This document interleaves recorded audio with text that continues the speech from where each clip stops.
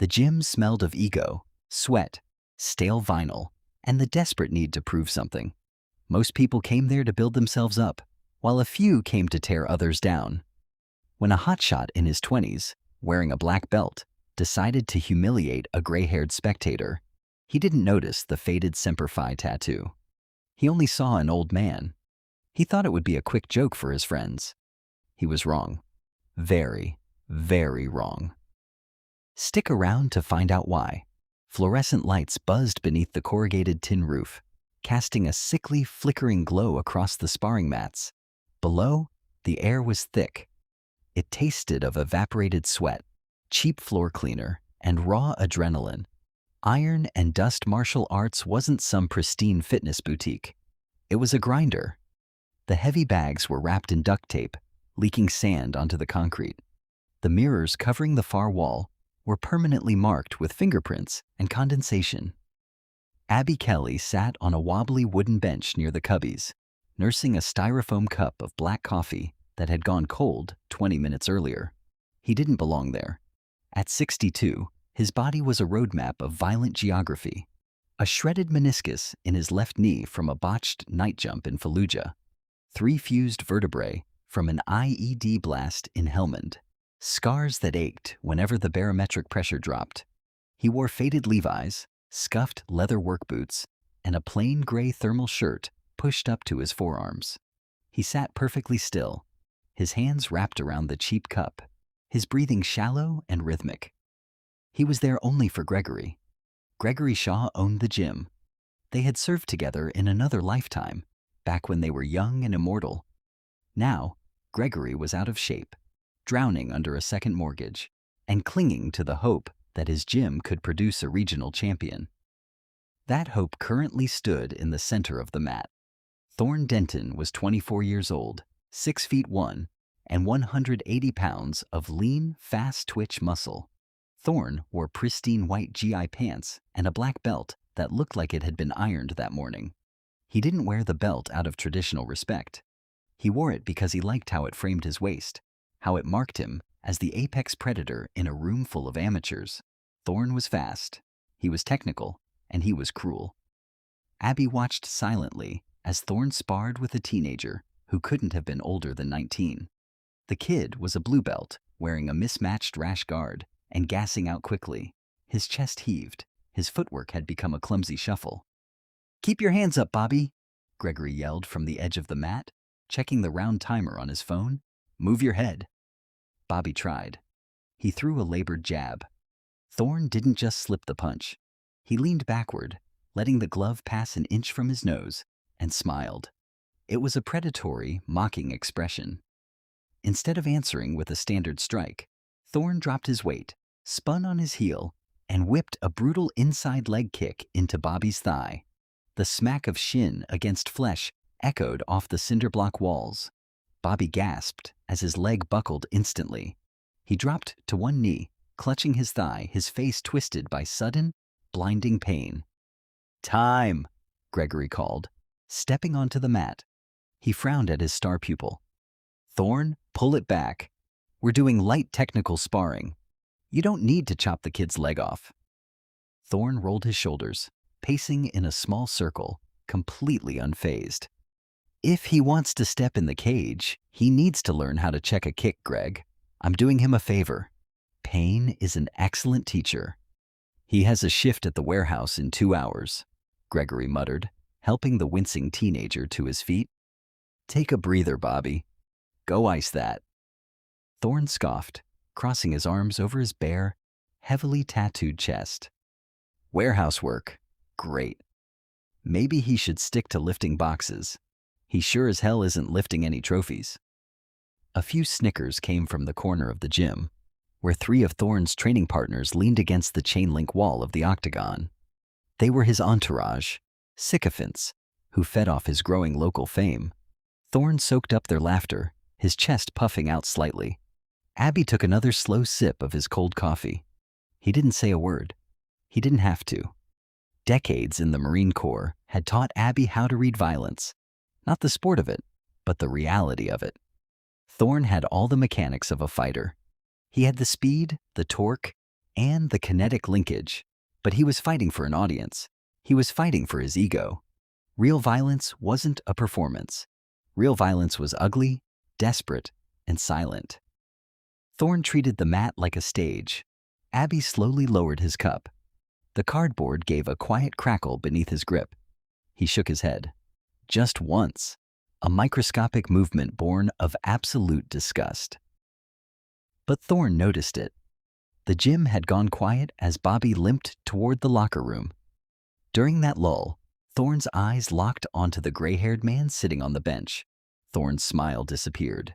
His chin tilted upward, the universal gesture of a man whose pride had just been touched. "Something funny, old man?" Thorn's voice cut through the humid air.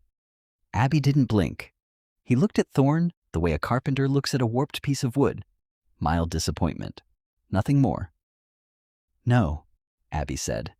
His voice was gravelly, low and quiet, but it carried perfectly across the room.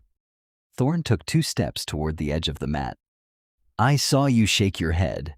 You got some kind of critique you want to share with the class?" Gregory quickly turned, wiping sweat from his forehead. "Thorn, leave it. That's Artie. He's a friend of mine. Just visiting." "I don't care who he is," Thorn snapped, though his eyes never left Abby. "He's been sitting there for an hour, looking like he swallowed a lemon. If he knows so much about striking, he should open his mouth." Abby rested his elbows on his knees, leaning forward slightly. The overhead light caught the silver in his hair and the deep, weathered lines around his eyes. "You're fast, son. You've got good hips. But you don't fight with discipline. You fight with arrogance." The room went completely silent. The heavy bag stopped swinging. The entourage by the cage stopped whispering.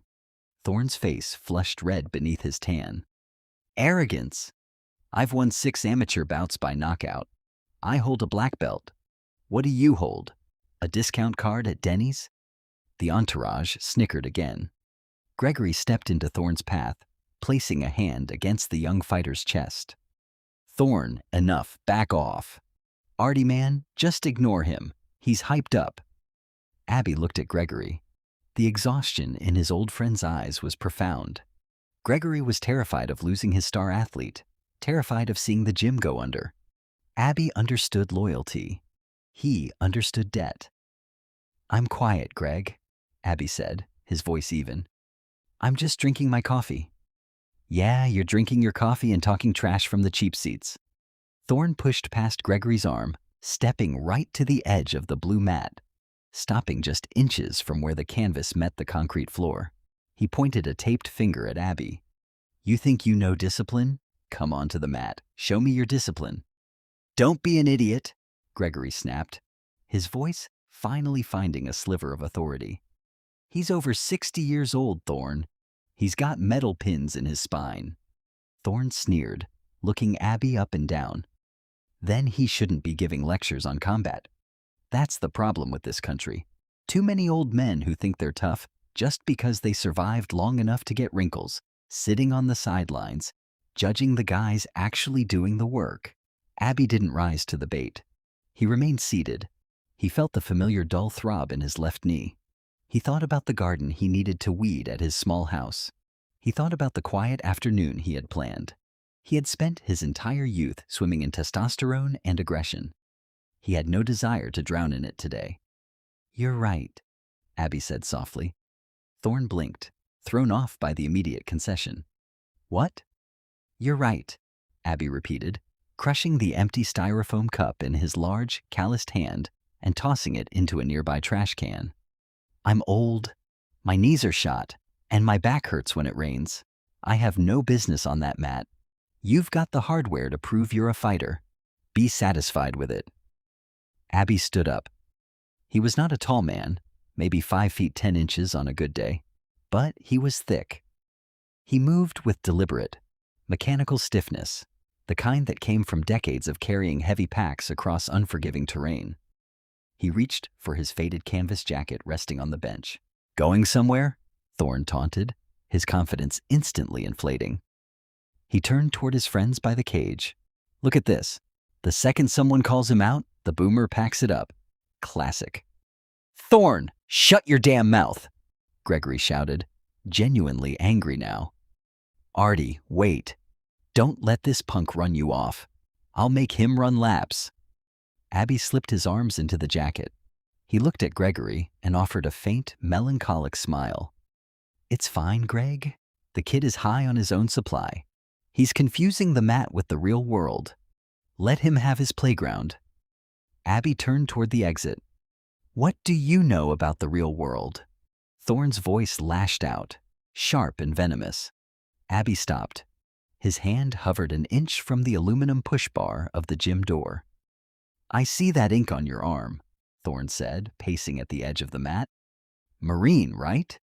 What, you peeled potatoes in the 80s? You guarded a desk? You think because you wore camo, you automatically get respect? Respect is earned in the cage. It's earned in blood. You're just a fossil living on a pension. Abby stood perfectly still, his back to the room. The air inside the gym seemed to freeze. Gregory's face went pale. He knew Abby. He knew exactly what Abby had done in Anbar province. He knew about the ambush. He knew about the 3 men Abby had pulled from a burning Humvee while taking small arms fire. Gregory took a step back, suddenly feeling a profound sense of dread, not for his old friend, but for his young, foolish prospect. Thorn, Gregory whispered, the anger gone, replaced by a hollow warning. Stop. But Thorn couldn't read the room. He only saw an old man retreating. Yeah, walk out. That's what guys like you do when the odds aren't in your favor. You're too old to fight. Thorn laughed, a harsh, echoing sound. You were probably too weak to fight when you were my age, too. Abby slowly lowered his hand from the door. He didn't turn around in a blur of anger. He didn't shout. He turned slowly, the heavy rubber soles of his boots scuffing quietly against the concrete. His face was completely devoid of emotion. The mild disappointment from earlier was gone. The weary patience was gone. What remained was a terrifying, absolute emptiness. It was the face of a man shutting down his humanity to perform a necessary mechanical function. He walked back toward the mat, step by step, deliberate and heavy. The 3 men by the cage stopped laughing. One of them actually took a step back, sensing the sudden drastic shift in the atmosphere. Abby reached the edge of the blue mat. He looked down at the canvas, then bent down and unlaced his work boots. He pulled them off, placing them neatly side by side on the concrete. He peeled off his thick wool socks, tucking them inside the boots. He removed his canvas jacket, folded it once, and placed it precisely on top of his footwear. Barefoot, wearing only his denim jeans and gray thermal, Abby stepped onto the mat. Artie, Gregory breathed, stepping forward. You don't have to do this. Your spine. Clear the mat, Greg, Abby said. The gravel in his voice was gone, replaced by a flat, metallic tone. Gregory looked into Abby's eyes. He saw the 1,000-yard stare. It wasn't PTSD. It was absolute, lethal focus. Gregory swallowed hard, nodded, and backed away, stepping completely off the canvas. Thorn grinned, slapping his hands against his thighs. He bounced on the balls of his feet, shadowboxing a quick, flashy combination in the air. All right. Okay. Grandpa wants to play? We doing MMA rules, grappling only? What's your preference, old man? No rules, Abby said quietly. Thorn stopped bouncing. He let out a sharp chuckle. No rules? Are you crazy? I'll break your jaw in 10 seconds. I'm sanctioned. If I hurt you... If you hurt me, it's my fault, Abby interrupted. You wanted a lesson in discipline. School is in session. Come on. Abby didn't take a traditional fighter's stance. He didn't raise his hands to guard his face. He didn't widen his base. He simply stood there, his arms hanging loosely at his sides, shoulders relaxed. He looked completely undefended eyes. To a trained sport fighter, it looked like suicide. To anyone who had survived close-quarters combat, it looked like a trap. You asked for it, Thorn sneered. He bit down on his invisible mouthpiece, raised his hands into a tight guard, and advanced.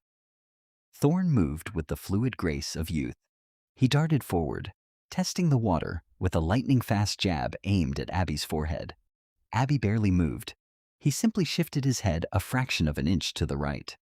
The glove slipped past his ear, rustling his gray hair. Thorn frowned, pulling the hand back and recalibrating. Lucky flinch, he thought.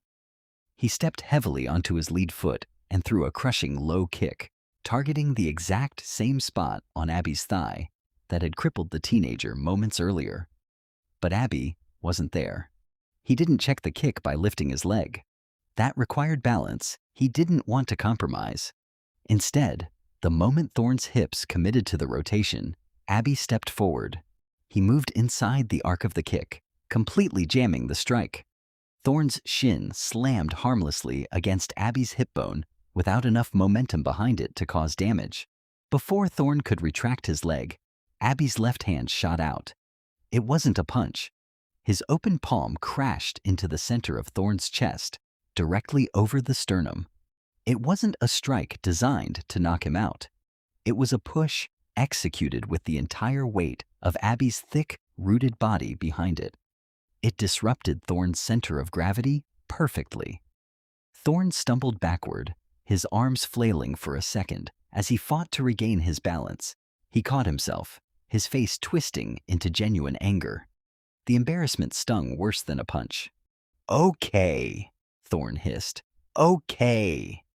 He rushed forward, abandoning his technical probing for raw aggression.